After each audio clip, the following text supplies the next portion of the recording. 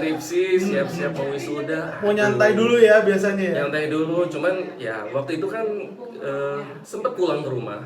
Sempat pulang ke rumah, yang namanya kita cari kerja kan orang tua nggak tahu ya. Kita sebetulnya lagi cari kerja tuh, buka laptop, kirim malas-malasan segala macam ya. CV, betul. Tapi orang-orang bilang lihatnya kok di rumah aja sih nggak cari kerja, keluar gitu. Kita lagi cari kerja. Tapi Zaman beda dulu ya, zamannya.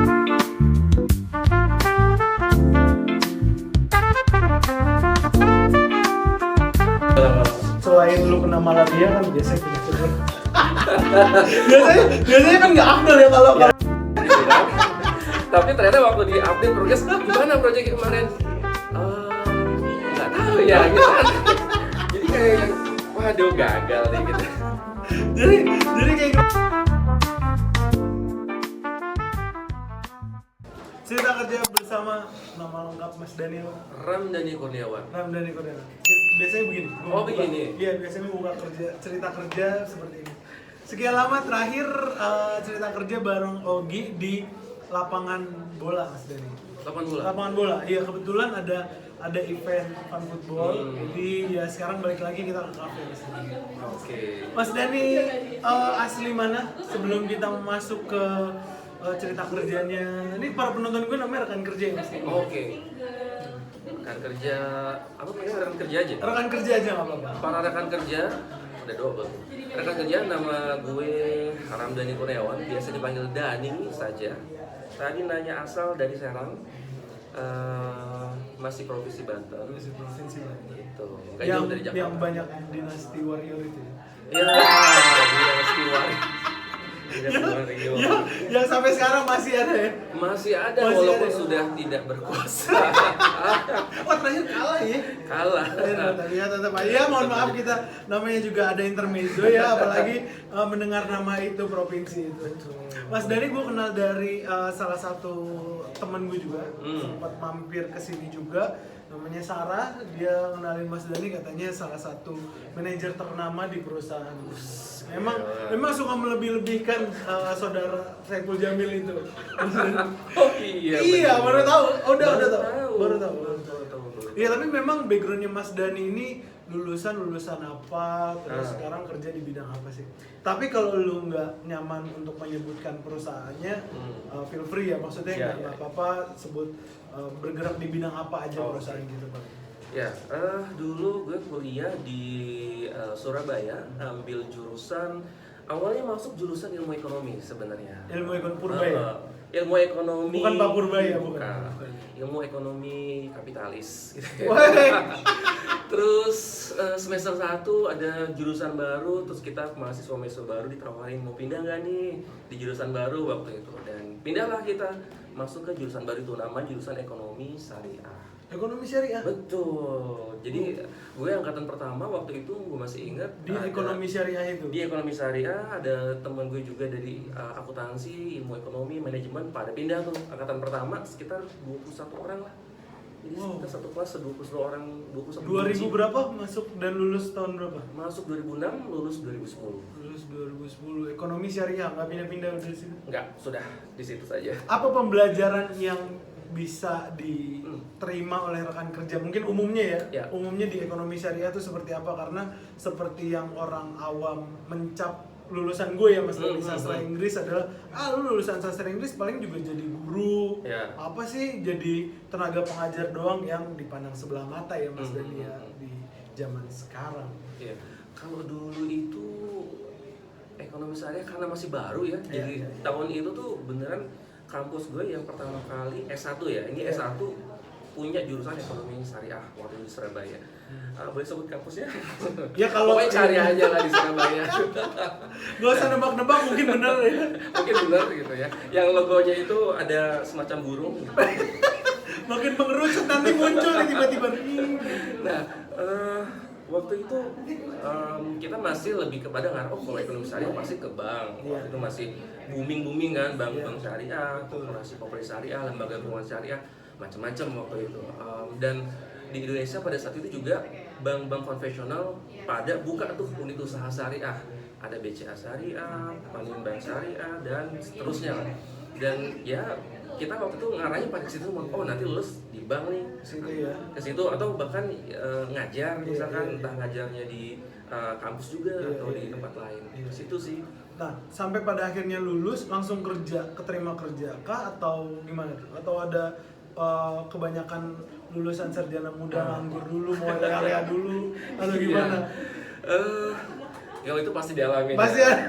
Kita pas lagi udah skripsi, siap-siap mau wisuda. Mau nyantai dulu ya biasanya ya. Nyantai dulu, cuman ya waktu itu kan sempat pulang ke rumah. Iya. Sempat pulang ke rumah, yang namanya kita cari kerja kan orang tua nggak tahu ya. Kita sebetulnya lagi cari kerja tuh, buka laptop, kirim Kirim malas-malasan segala macam ya. CV, betul. Tapi orang-orang bilang lihatnya kok di rumah aja sih nggak cari kerja, keluar gitu. Kita lagi cari kerja. Tapi Zaman beda dulu ya zamannya. begitu, betul ya. Gitu. Dan ya sempat mengalami itu juga, tapi alhamdulillahnya waktu sebelum lulus kemarin itu, sebelum wisuda ya tepatnya, sempat ada tawaran. Oke. Gue sempat ditawarin untuk bisa megang koperasi syariah. Oke. Gitu. Jadi di Surabaya, tempatnya di Surabaya.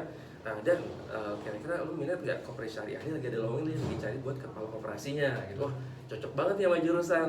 Terus tiba-tiba ada juga informasi soal sebuah gerakan yang disponsori sama Anies Baswedan pada saat itu. Ini bukan anak abah ya? Bukan. Waktu itu belum ada anak abah. Oh, belum ada? Masih anak Masih- Bapak Rektor Paramadina. Oh, Paramadina. Saat itu, Betul. Nah, dengan Jargonnya dulu apa sih nama programnya? programnya itu namanya Indonesia Mengajar. Indonesia Mengajar. Jargonnya itu ini. Aduh, saya lupa. Sebentar ya. Tidak apa-apa, nanti mungkin muncul. Iya, nanti muncul. Iya, nanti muncul sini jargon. Yang jelas programnya saya baru tahu. Apa tuh? Pokoknya ada lilin-lilinnya. Dan kalau lilin kecil. Lilin-lilin. Yang jelas Indonesia Mengajar dan Betul. digaungkan oleh Pak Anies Baswedan. Oke. Dan pada saat itu kita sebagai, ya namanya juga baru lulus gitu ya, masih punya idealis. Iya, betul. Idealis dengan tinggi. dengan pada saat itu sosok Anies Baswedan datang mengajak kita para lulusan-lulusan muda muda, untuk betul. bisa berkontribusi melunasi janji kemerdekaan gitu kan. Betul. Pada saat itu yang lebih baik menyalakan lilin daripada mencela kegelapan. Nah, itu yang saya ingat. Oh, oke. Itu Daripada kita aduh gelap nih, ya lebih baik kita nyalain lilin lah, walaupun lilinnya itu kecil gitu ya, Iya. tapi itu bermanfaat untuk menerangi. Nah, akhirnya tertariklah untuk ikut program tersebut. Iya. Gue 1 tahun ngajar waktu itu di daerah Halmahera Selatan. Tapi sorry gue potong. Itu cara masuknya jelimet kah atau gimana gitu? Oh. Dan ini langsung udah ada gaji pertama lu atau gimana maksudnya? Nah, kalau cara masuk waktu itu kita ada assessment. Oh, ada Di assess. Jadi ada jadi nggak sekedar kirim CV, tapi ada assessment. Ada micro teaching Iya, dan iya. lain-lain, dan waktu itu di assess sama DDI kalau tidak salah. Oke. Nah, dari sekian ratus, sekian ribu, lebay banget ya. Dari sekian ribu yang mendaftar, akhirnya terpilihlah 51 orang waktu itu. Angkatan pertama ya. Oke. Gue angkatan pertama, terpilih 51 orang, dan ya sudah, jadi proses lumayan panjang sih. Iya, iya. Karena dari dulu gue juga suka ngajar, ketika ada assessment, salah satunya micro teaching. Iya, iya. Ya, alhamdulillah, maksudnya ada aja ide, karena pada waktu itu tes untuk micro teachingnya itu adalah pembelajaran kreatif. Oke. Seperti itu. Itu berarti target ataupun siswanya kisaran umur berapa maksudnya? Siswanya itu sebenarnya siswa SD. Ada 3 waktu itu kita dikasih tugas. Kalau di kerjaan kan biasanya kita dikasih tahu KPI lu ini, job desk lu ini, gitu kan. Betul. Ketika itu kita dikasih tahu sama ya direkturnya lah, kita bilang KPI lu ini ya gambarannya tuh ada KPI-nya pokoknya 3. Iya, iya. Pertama pengabdian masyarakat, Iya. kedua Oke. pemberdayaan guru, pengembangan untuk guru, sama untuk ngajar siswa. Jadi di sekolah, kemudian di lingkungan masyarakat, sama satu lagi di kabupaten untuk pengembangan pendidikannya. Oke. Nah, selain itu yang uniknya, dan KPI kalian utama adalah kalian bisa survive dalam 1 tahun di sana. Lu di Halmahera tuh sama satu. Iya, dan kita waktu itu ditempatin 1 desa, jadi 1 orang itu 1 desa. Dan bener-bener waktu itu gue masih ingat, kan gue di drop pertama nih, kita naik speedboat Iya. dari ibu kota kecamatan, pokoknya dari Jakarta naik kapal udara, pesawat, kemudian naik kapal feri sekitar 8 jam, dari kapal feri naik lagi angkot sekitar jam 2 jam, kemudian naik lagi kapal ketinting, kapal kecil. Nah itu gue di drop pertama tuh, yang lain teman-teman pada sampai ketemu udah nih tahun depan. Tahun depan lama juga ya gue di sini ngapain gitu kan. Seperti itu, tapi seru sih, seru. Ketika ngeliat kanan kiri, ini orang kita baru pertama kali kenal, dan itu benar-benar momen yang luar biasa lah. Dan kalau tadi momen gaji, ya itu gaji pertama. Gaji pertama di situ ya. Betul. Nah itu berapa lama lu mengabdi di situ, Mas? 1 tahun aja. 1 tahun aja ya. Karena nggak boleh lama-lama. Selain lu kena malaria kan biasanya penyakit lu. biasanya kan nggak afdol ya kalau Ya. ke daerah-daerah situ ya, daerah-daerah Betul. Halmahera ataupun daerah-daerah timur. Ini berdasarkan pengalaman temen gua. Ya. Lu nggak afdol gak kalau nggak kena malaria? Ngomongin malaria, kita sebenarnya waktu berangkat udah dikasih bukan vaksin, bukan. obat. Kita Oh. dikasih obat, namanya itu gue lupa obat apa.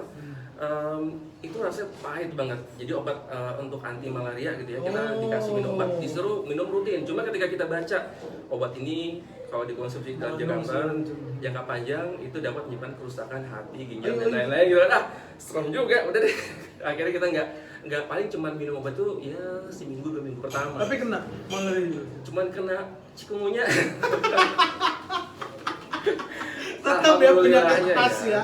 Cikungunya aja kenanya. Karena benar-benar itu nggak bisa gerak selama 3 hari. Oh, apa nih kena cikungunyanya atau Cikungunya ya.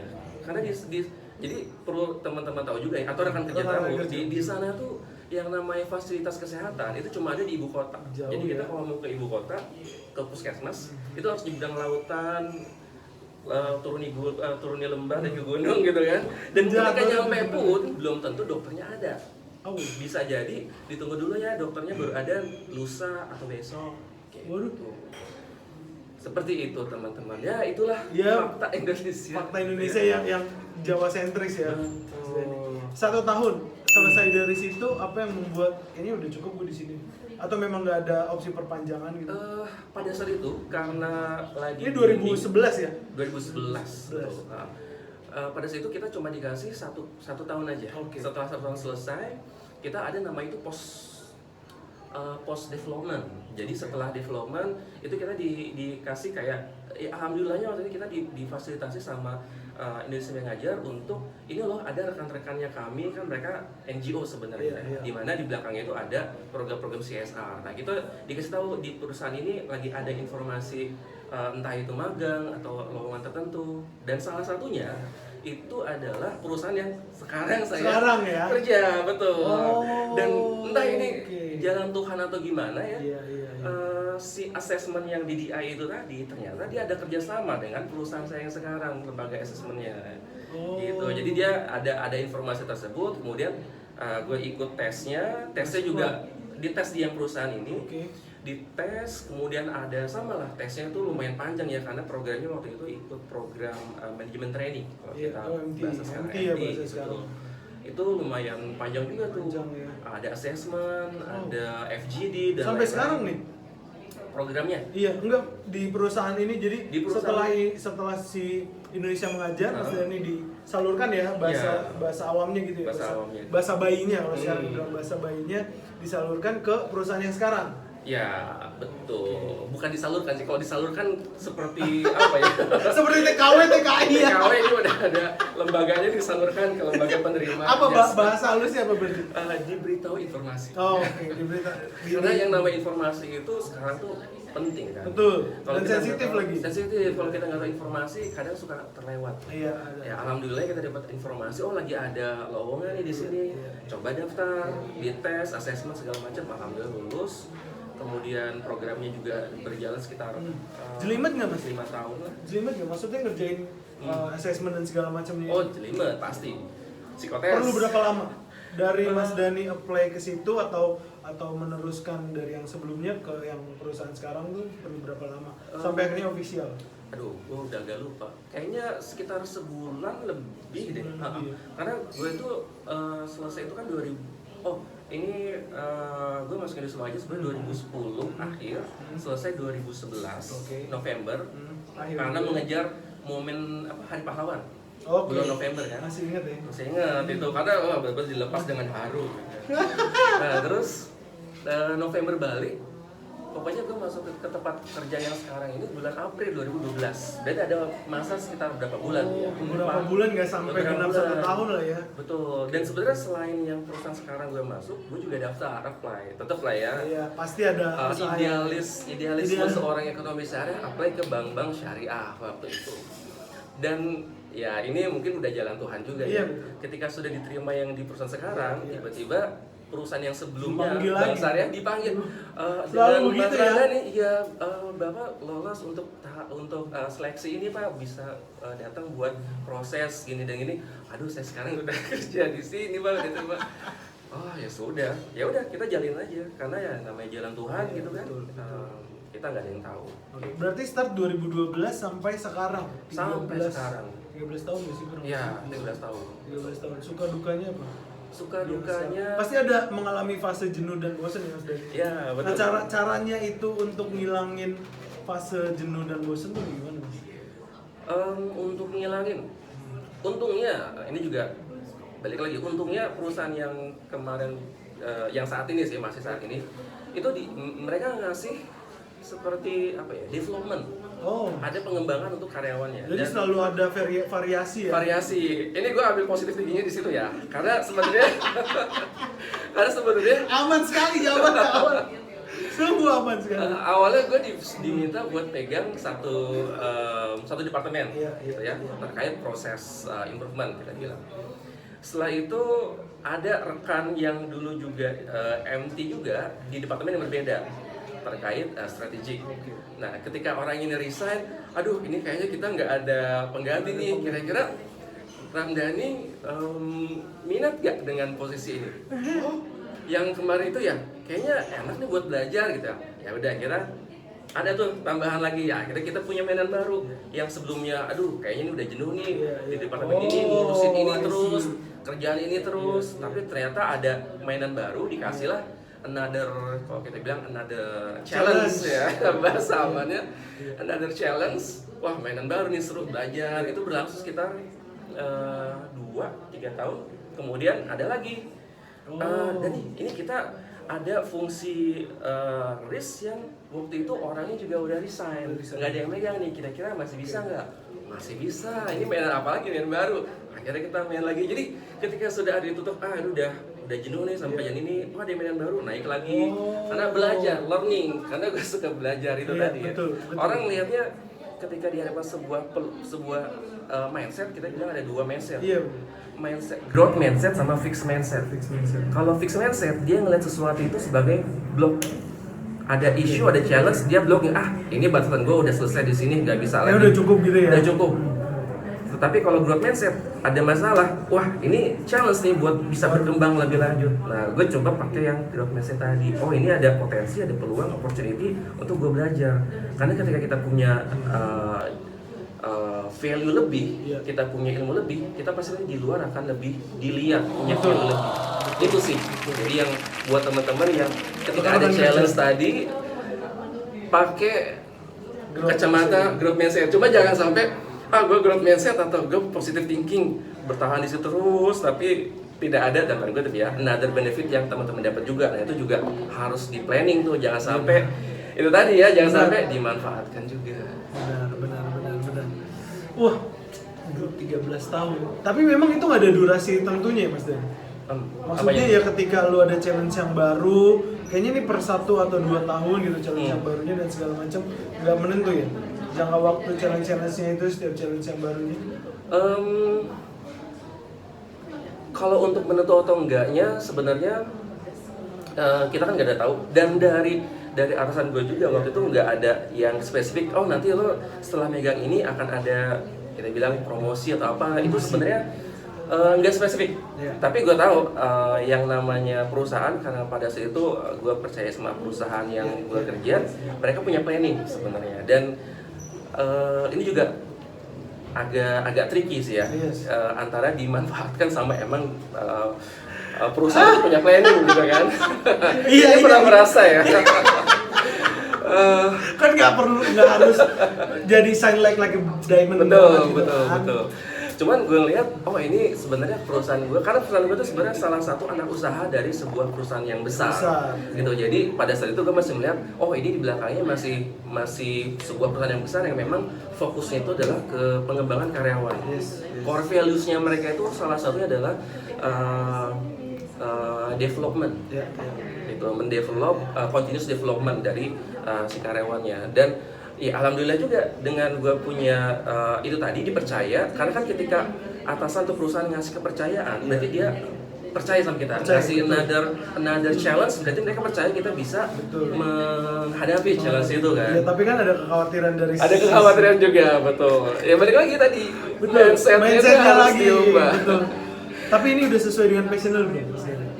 Udah sesuai, karena passion gue ngajar, makanya gue awal ikut Indonesia mengajar. Dan passion gue tuh ngajar, dan di kerjaan yang waktu awal-awal masuk itu memang ada banyak sekali hal-hal yang gue harus mengajar sesuatu kepada orang baru gitu. Termasuk sampai sekarang pun gue juga masih ngajar, ngisi training dan lain-lain di perusahaan yang sekarang. Masih ya? Masih ngisi training. Suka dukanya mengajar? Suka dukanya ngajar. Sukanya apa, dukanya apa? Apalagi ini segmentasinya ibaratnya kan kalau yang dulu SD SMP mungkin di Almera dan segala macam si Indonesia mengajar itu. Kalau sekarang kan karyawan-karyawan baru ya, yang mana punya variasi pemikiran yang berbeda, caranya dia mau maju atau enggak, atau stuck fix atau growth mindsetnya juga beda. Nah itu gimana Mas? Mulai dari sukanya dulu ya.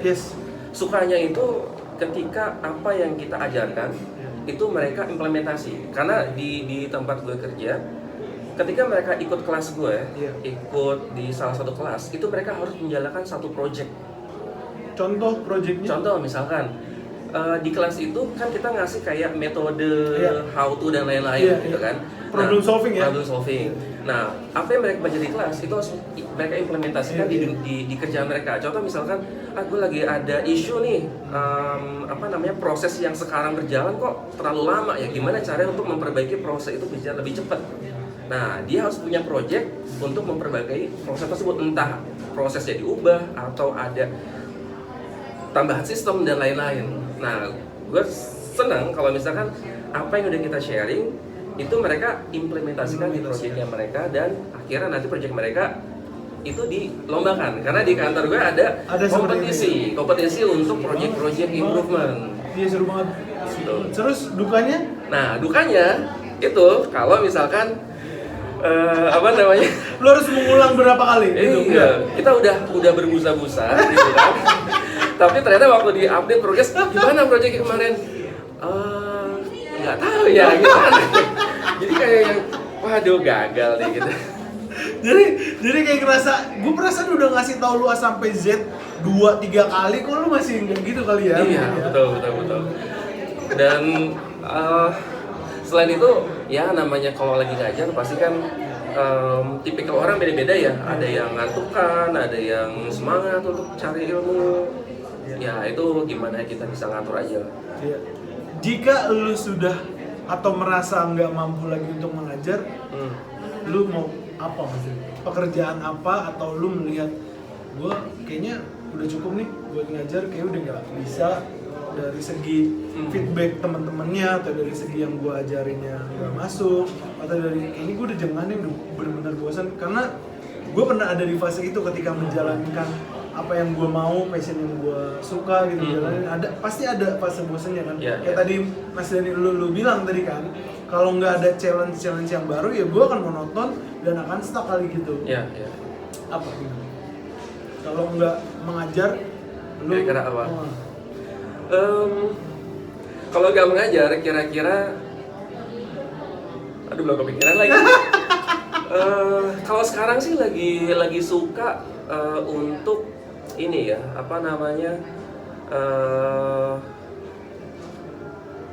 nyoba untuk membuat sebuah kreasi kuliner.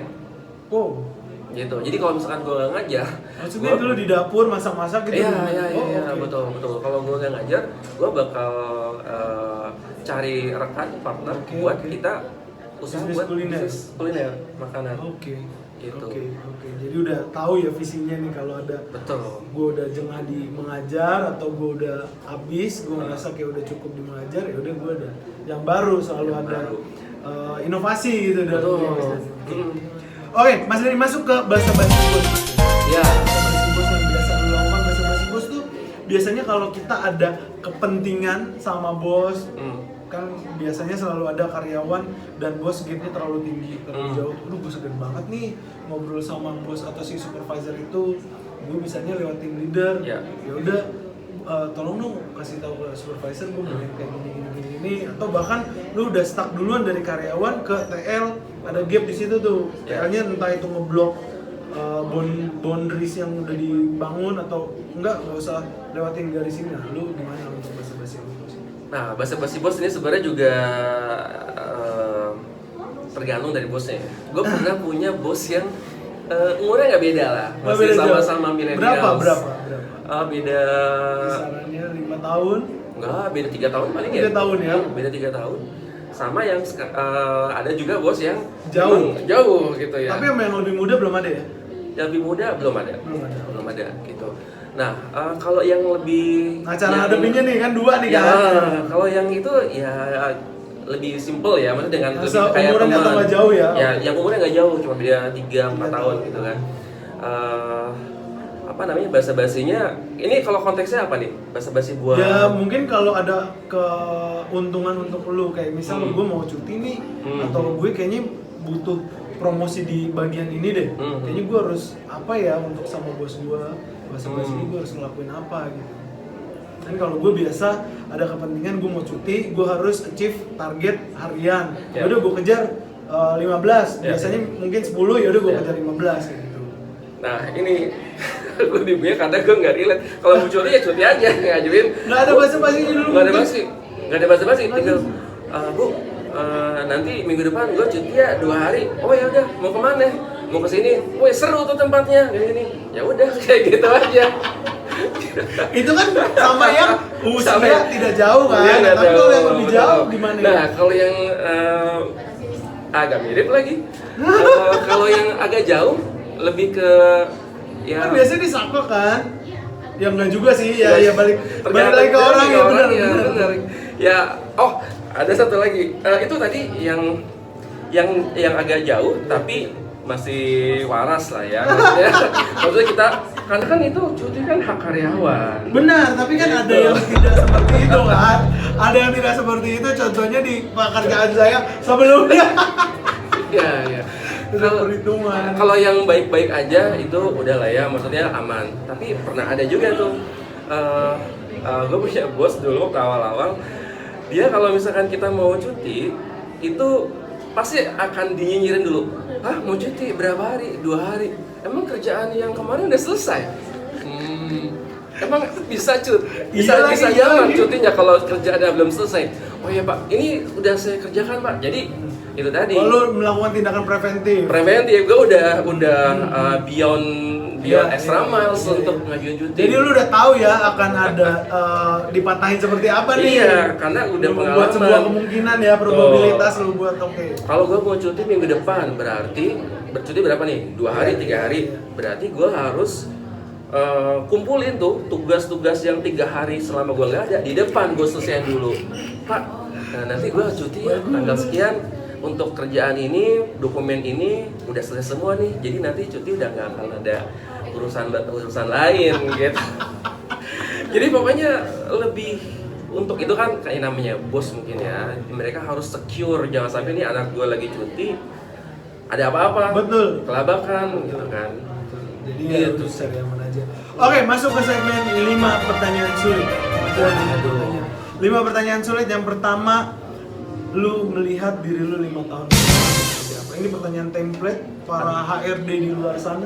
Kayak Dan HR kamu lagi. melihat diri kamu 5 atau 10 tahun selain pergantian presiden seperti itu. Ya kan gitu. Jawabnya serius apa enggak? nih? Serius kan sulit. Ya serius Ah, boleh, mau lu patahin juga boleh, nggak ada masalah. Nah, 5 tahun ya. 5 tahun ke depan, gue ngelihat bahwa 5 tahun ke depan itu gue bakal punya role baru. Apa? Sorry? Role baru. Oke. Jadi apa maksudnya nih yang tadi lu bilang bisnis kuliner kah atau apa? Role baru Atau dari perusahaan yang sekarang lu udah kepikiran 5 tahun kayaknya gue harus masuk ke vice president misal role baru lebih ke ini kali ya, lebih ke industri. oh Kalau yang sekarang industrinya itu lebih ke ya masih ada relate sama mining, ada relate sama dealership, sama F&B. Lebih ke situ. Gue ngeliat 5 tahun depan kayaknya akan ada role baru gue di industri yang berbeda. oke Gitu. oke. Lalu momen lu menyesal dalam hidup itu seperti apa Mas? Lu mungkin pasti pernah jatuh kan? Kayaknya gue salah nih ngambil langkah ini deh. Kayaknya akan lebih baik kalau gue ngambil pilihan yang A deh.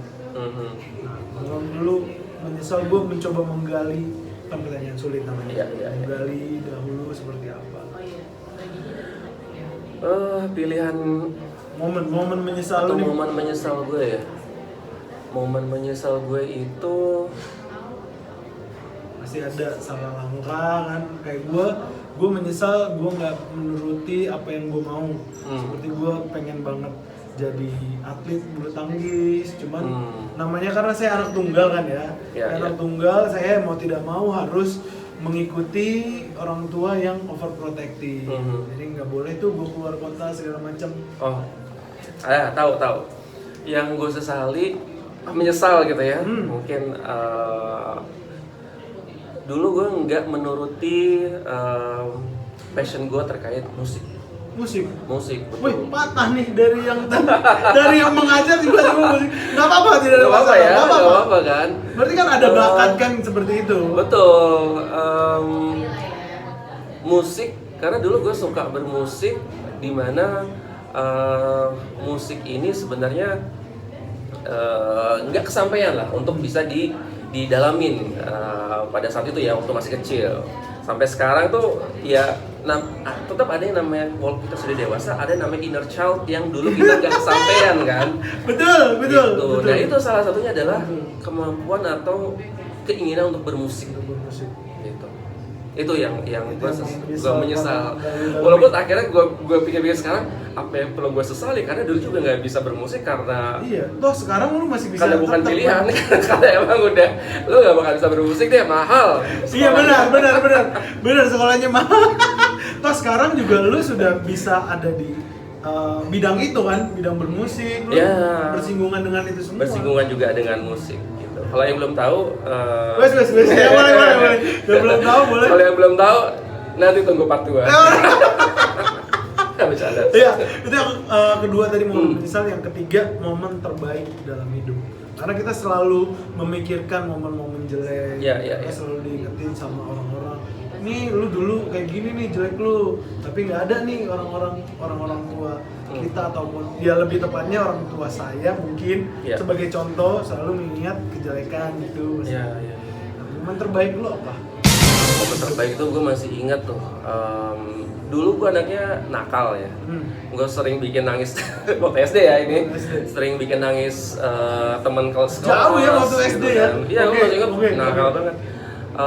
Kemudian SMP gue udah mulai mikir tuh. Pokoknya orang-orang tahu lah, oh sepeda nih ya, dulu SD-nya dari 42 siswa dia ranking 41 gitu. Nah itu SD tuh. Nah, SD ya? SD. Udah dicap itu ya? Udah dicap. Nah pas SMP itu juga mirip-mirip lah, kelas 1, kelas 2, pokoknya nggak kelihatan lah, karena kerjaannya kelas, kantin. Tapi udah kelas 3, entah tiba-tiba gimana, gue masuk ke 2 besar, atau kalau dulu SMP ada satu cewek yang skornya NEM-nya, dulu namanya NEM, paling tinggi, dan satu cowok yang NEM-nya paling tinggi. Nah gue cowok yang NEM-nya paling tinggi waktu itu di SMP. Cowok di satu angkatan gue, dan NEM-nya paling tinggi itu ada satu adat di sekolah itu dikawinkan. Jadi kayak pengantin, ada pengantin cewek cowok. Terus nanti orang tua maju ngasih speech, ngasih kayak kata sambutan. Nah itu gue berkaca-kaca ketika nyokap gue naik ke atas panggung, dia bilang dengan saya bangga sama anak saya yang begini-begini. Itu itu akhirnya ya itulah momen gimana pertama kali lu bisa ngebanggain orang tua. Bahkan keluar kata bangga di depan orang-orang. Di depan orang-orang. Oke. Seru banget. Yang keempat, Mas Ya. Dani. Melihat banyaknya layoff dan katanya ada 19 juta lapangan pekerjaan di era sekarang. Gimana tanggapan lu untuk soal layoff? Kenapa bisa perusahaan itu layoff? Dan gimana juga caranya orang-orang biar katanya kan ya udah kalau memang lu nggak bisa dapat lapangan kerjaan itu ya lu buka sendiri lah lapangan kerjaan itu. Yang pertama dulu deh, ini ada 4A sama 4B kan kita kan pertanyaan sulitnya. 4A tadi kenapa ada yang Layoff, iya. Kenapa menurut lu ada perusahaan harus layoff? Karena kan nggak melulu soal kayaknya ini jelek deh KPI-nya. Bisa juga si yang paling berprestasi yang di-cut kan? Ya. Sebenarnya kenapa ada layoff itu lebih ke Internal perusahaan gitu. selain internal itu lebih ke kondisi eksternal juga. Sekarang kondisi ekonomi lagi nggak bagus. Gua di beberapa industri juga bilang, wah ini lagi susah nih, sales lagi turun, revenue lagi turun, dan mau nggak mau yang namanya efisiensi itu harus dilakukan. Dan efisiensi yang yang bisa dibilang paling mudah dalam tanda kutip itu ya Ngakatin orang. ingin orang, betul. Meskipun dia berprestasi. Kalau berprestasi biasanya dia akan coba dialihkan ke another function. Dia tetap akan lihat mana yang kira-kira secara prestasi atau secara performance dia kurang. Nah, dia akan pindahkan ke departemen tersebut yang performance kurang dia cut. Biasanya kayak gitu. Kalau yang benar ya. Yang benar. Kalau perusahaan yang benar, kalau yang perusahaan yang benar, walau alam deh. Aman sekali jawaban, diplomatis sekali. Lalu 4B tadi? Yang 4B, 19 juta lapangan Iya, kerja. iya. Apakah lu harus membuka karena dituntut susah banget lu dapetin pekerjaan nih? Udah lu buka aja kan gitu kan kata-kata para boomers. Sebenarnya gini, dulu pekerjaan sekarang itu tiap era itu pasti punya pekerjaan baru. Ada pekerjaan lama yang hilang, ada pekerjaan baru yang muncul. Jadi kalau gue bilang sih, kalau misalkan tadi ya kita pekerjaan hilang, sebenarnya kita lihat aja. Benar. Ada pekerjaan apa yang baru muncul dan itu masih sedikit Relate. orangnya. Oh iya, sorry. Oke. Iya. Dan bisa jadi kita terjun ke sana untuk mengisi kekosongan tadi yang orang belum banyak yang tahu. Oh, I see. Gitu. Contoh kayak pandemi, banyak pekerjaan hilang. Iya, benar. Tapi ada satu pekerjaan baru yang muncul, apa? Itu online provider, online meeting itu berjamur tuh waktu itu. Iya, Kan Zoom belum dan ada. segala macam Lewat gitu. Zoom, IO yang sebelumnya offline nggak ada, akhirnya dibuka yang online-nya. Iya. Dan pada saat itu masih mahal tuh harganya tuh. Iya benar. Bener, karena kan susah tatap muka juga kan. Betul. Mau nggak mau lu juga jualan kayak gini kan? Jualan lewat online. Itu. Jadi gue yakin pasti akan ada Selalu ada ya? another job yang muncul kalau misalkan ada pekerjaan lain yang hilang. Jadi apa yang harus dihadapi ataupun ya lu sabar aja atau lu harus inovasi tuh? Inovasi. Ya. Itu tadi gue bilang growth mindset. Kita lagi ada kondisi seperti ini. Ya ini adalah challenge untuk bisa meningkatkan value kita. Yes. Kita cari apa sih yang lagi berkembang sekarang.